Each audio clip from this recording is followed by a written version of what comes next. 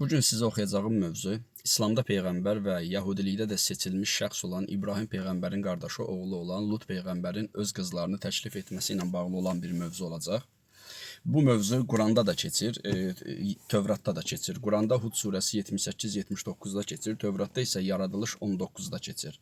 Gəlin baxaq görək Lut peyğəmbər öz qızlarını kimlərə və niyə görə təklif edib. Yaradılış 19 Tövrat.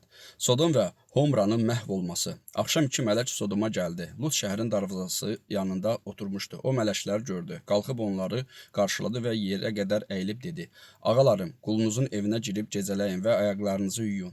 Səhər qalxıb yolunuza davam edərsiniz." Onlar dedilər: "Yox, biz gecəni şəhər meydanında keçirəcəyik." Lut onları çox dilə tutdu. Axırda onlar Lutla birgə onun evinə getdilər. Lut onları qonaq edib mayasız çörəklər bişirdi və onlar yedilər. Ancaq onlar yatmazdan əvvəl cavandan tutmuş qocaya qədər Sodom şəhərinin hər məhəlləsindən olan kişilər evi əhatəyə aldılar. Adamlar Lutu çağırıb ona dedilər: "Bu gecə sənin yanına gələn adamlar hardadır? Onları bizim yanımıza gətir ki, onlarla yaxınlıq edək." Lut bayıra onların yanına çıxıb arxasınca qapını örtdü. O dedi: "Qardaşlarım, pislik etməyin. Mənim ələ getməmiş iki qızım var. Qızlarımı sizin yanınıza gətirim. Onlara nə istəyirsiniz edin. Ancaq bu adamlara toxunmayın. Çünki onlar mənim evimin qonaqlarıdır." Bax, bu keçir Tövratın Yaradılış bölümünün 19-cu fəslin 8-ci ayəsində. Eyni buna bənzər bir şey Hud surəsi, Quranda da Hud surəsi 78 və 79-cu ayələrdə keçir. İstəsəniz aşağı və yuxarı ayələri də oxuyub mövzunu aydın başa düşə bilərsiniz. Deməli, mələklər insan cildində Lutun evinə qonaq gəlirlər. Lut qövmü də bilirsiniz də, yəqin ki, azğınlaşmış bir oğlanbaz tayfaydı. Kişilərə meyil eləyən bir tayfaydı. Və bu həmin tayfanın adamları Lutun evinə gəlir və deyir ki, həmin o oğlanları ver bizə. Təbii ki, cinsi istismara görə. Lut da bunlara deyir ki, yox, mənim qonaqlarıma dəyməyin, alın mənim iki qızım var. Onlarla nə istəyirsiniz edin. Yəni, düşünün, bir qövüm insan Lutun qapısına gəlir, olsun içərisində 10 nəfər, 15, 20 kişi, fərq eləmir. Yəni, talpa şəklində gəlirlər və Lut qapıya çıxır, deyir ki, mənim o evimdəki qonaqlara toxunmayın, amma iki qızım var. İki qızımı verim, alın nə istəyirsiniz edin. Alın nə istəyirsiniz edin dediyi ayə də Yaradılış 19-cu fəsil 8-ci ayə. Ayəni bir daha oxuyuram. Mənim ərə getməmiş iki qızım var. Qızlarımı sizin yanınıza gətirim. Onlara nə istəyirsiniz edin.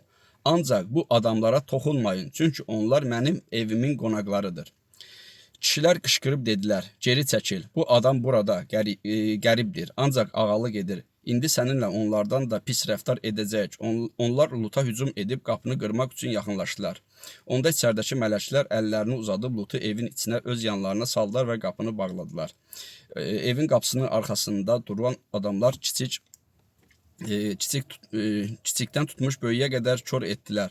Bu səbəbdən adamlar qapını tapa bilmədilər. Yəni, mələklər sonradan evə hücum edən adamların gözlərini kör eləyirlər. Burada mən mövzunu yekunlaşdıracağım. Çünki bunun ardı var. Sonra Lut evdən qaçır, qızları ilə təbii ki, mağaraya gedir və o mağarada onlar qaldığı zaman Lut qızları ilə cinsi əlaqədə olur. İki qızı ilə, bir gün biri ilə, o bir gün biri ilə qızlar bunu içirdirlər, cinsi əlaqədə olurlar. Sözüm onda yox. O növbəti paylaşımda onu mən paylaşacağım. Baxın. Bura qədər aydın oldu. Yəni, Lutun evinə oğlanbazlar hücum eləyir. Lut peyğəmbər, İslamiyyətə görə Lut peyğəmbər, Yahudiliyə görə seçilmiş bir şəxs və İbrahim peyğəmbərin qardaşı oğlu olan Lut öz qızlarını oğlanbazlara təklif eləyir ki, alın mənim qızlarım sizin üçün daha gözəldir.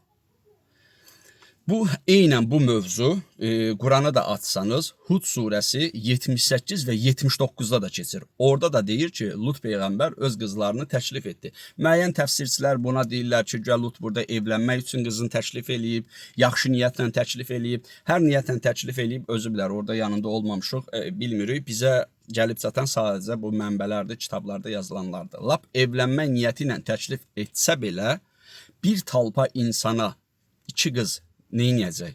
Yəni, bir talpa insan iki qızla necə evlənəcək? Növbə ilə mi evlənəcək, yoxsa ikisi evlənəcək, digərləri baxacaq?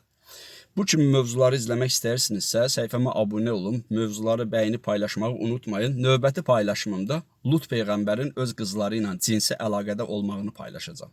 İzlədiyiniz üçün təşəkkür edirəm.